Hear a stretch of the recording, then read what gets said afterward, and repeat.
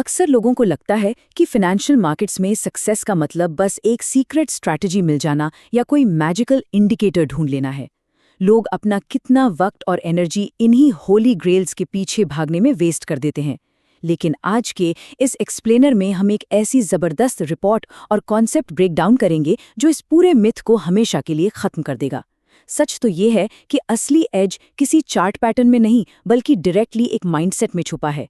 इसे thinking in probabilities कहते हैं। ये एक ऐसा मैसिव शिफ्ट है ना जो मार्केट को देखने का पूरा नजरिया ही बदल देता है। तो चलिए सीधे डाइव इन करते हैं और समझते हैं कि ये प्रोबेबिलिटी माइंडसेट एग्जैक्टली है क्या। यहाँ इस एक पावरफुल नंबर पर फोकस करते हैं, 80%। अब एक छोटी सी सिचुएशन इमेजिन करते हैं। एक ट्रेडर है रजत। वो मार्केट ऑब्जर्व कर रहा है और अचानक उसे एक ऐसी सेटअप दिखती है जहां हिस्टोरिकल डेटा कहता है कि जीतने की प्रोबेबिलिटी 80% है। किसी के भी दिमाग में सबसे पहला थॉट क्या आएगा? भाई ये तो ऑलमोस्ट परफेक्ट है, इसमें तो गारंटीड प्रॉफिट बनेगा। और इसी एक्सट्रीम कॉन्फिडेंस और जोश में आकर वो एक फुल हैवी पोजीशन ले लेता है, क्योंकि जेन्युइनली 80% सुनने में almost a sure shot win लगता है, राइट? और यहीं पर ज्यादातर मार्केट पार्टिसिपेंट्स बहुत बुरी तरह ट्रैप हो जाते हैं। लेकिन फिर मार्केट में वो होता है जो बिल्कुल अनएक्सपेक्टेड था।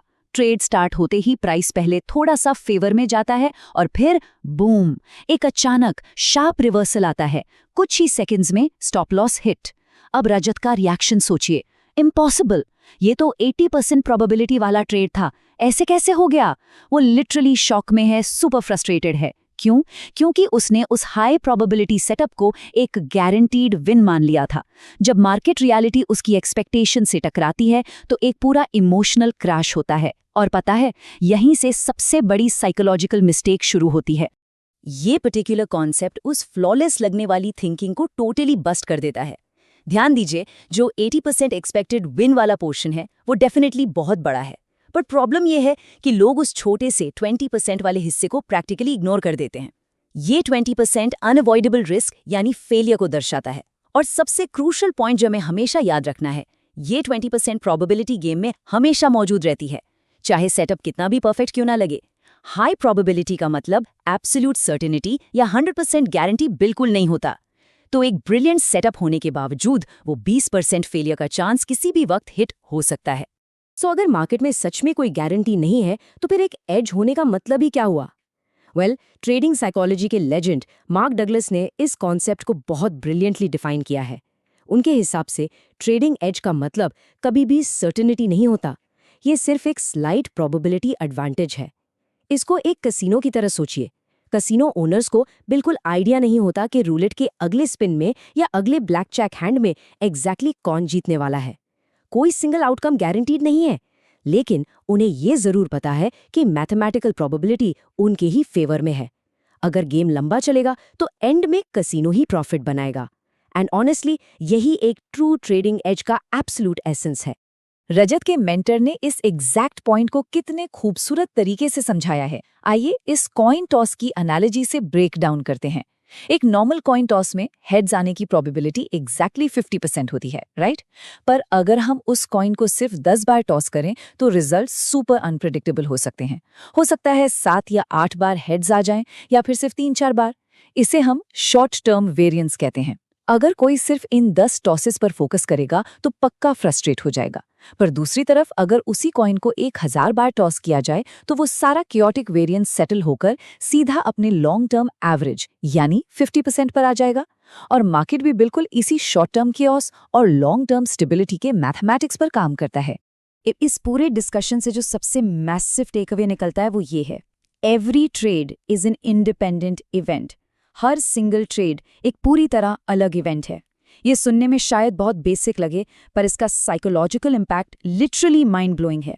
देखिए, एक कॉइन को कभी याद नहीं रहता कि पिछली बार वो हेड्स गिरा था या टेल्स। बिल्कुल वैसे ही मार्केट को कोई परवाह नहीं है कि पिछला ट्रेड हेवी प्रॉफिट में था या मैसिव लॉस में।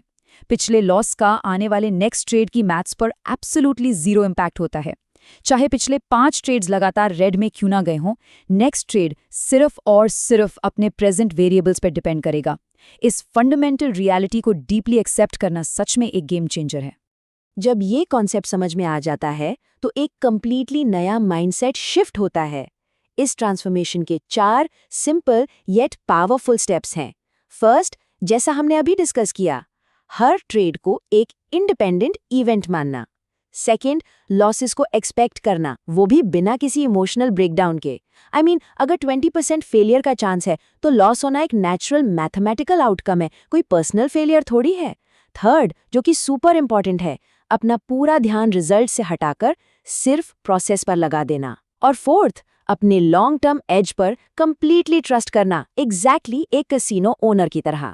ये 4 रूल्स किसी को भी फियर और ग्रीड के उस टॉक्सिक साइकिल से बाहर निकाल सकते हैं। ओके, तो अब इस मेंटल थ्योरी को एक्चुअल प्रैक्टिस में कैसे लाएं? रजत ने इसके बाद अपने ऑपरेट करने का पूरा स्टाइल बदल दिया। देखिए उसके नए स्टेप्स कितने क्लियर और ऑब्जेक्टिव हैं।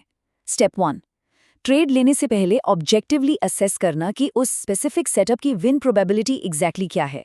स्टेप 2, हमेशा एक ही स्टैंडर्ड साइज लेने के बजाय प्रोबेबिलिटी के हिसाब से पोजीशन साइज को डायनामिकली एडजस्ट करना। प्रोबेबिलिटी हाई है, थोड़ा रिस्क बढ़ा सकते हैं। लो है, रिस्क ऑटोमेटिकली कम कर लीजिए।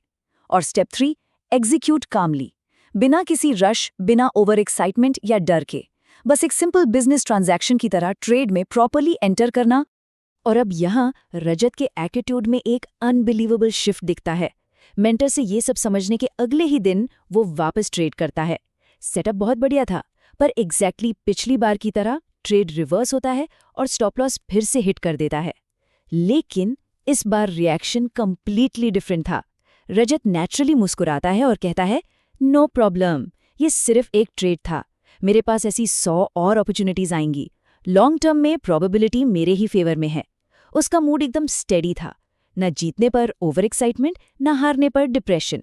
वो फाइनली समझ गया था कि लॉस सिस्टम की गलती नहीं, बल्कि उस 20% फेलियर स्लाइस का एक टोटली नॉर्मल हिस्सा था। जब मैथ्स और प्रोबेबिलिटी पर इस लेवल का एब्सोल्यूट कॉन्फिडेंस आ जाता है, तो उसका फाइनल और सबसे रिवॉर्डिंग रिजल्ट होता है फ्रीडम फ्रॉम फियर, डर से मुकम्मल आज़ादी। मार्केट में सबसे बड़ा एनिमी क्या है? गलत साबित होने का डर या पैसे लूज करने का डर। पर जब दिमाग फाइनली एक्सेप्ट कर लेता है कि हर ट्रेड एक आइसोलेटेड इंडिपेंडेंट इवेंट है और सारा real game long term probability का है, तो वो डर मैजिकली गायब हो जाता है। एग्जीक्यूशन में कोई हेजिटेशन या पैरालिसिस नहीं होता। इस आज़ाद माइंडसेट के बिना कंसिस्टेंसी और डिसिप्लिन अचीव करना ऑनेस्टली प्रैक्टिकली इम्पॉसिबल है। ये रजत का आखिरी रियलाइजेशन सच में बहुत पावरफुल है। एक सुपर कॉन्फिडेंट वाइब के साथ वो रियलिटी एक्सेप्ट करता है। अब मैं हर ट्रेड को लाइफ और डेथ की जंग नहीं मानता। मैं एक प्रोबेबिलिटी प्लेयर बन चुका हूँ। लॉन्ग टर्म में ये एज सिर्फ मेरी है। ये स्टेटमेंट परफेक्टली कैप्चर करता है कि उसने शॉर्ट टर्म केओटिक वेरिएंस के आगे सरेंडर करना कंप्लीटली छोड़ दिया है।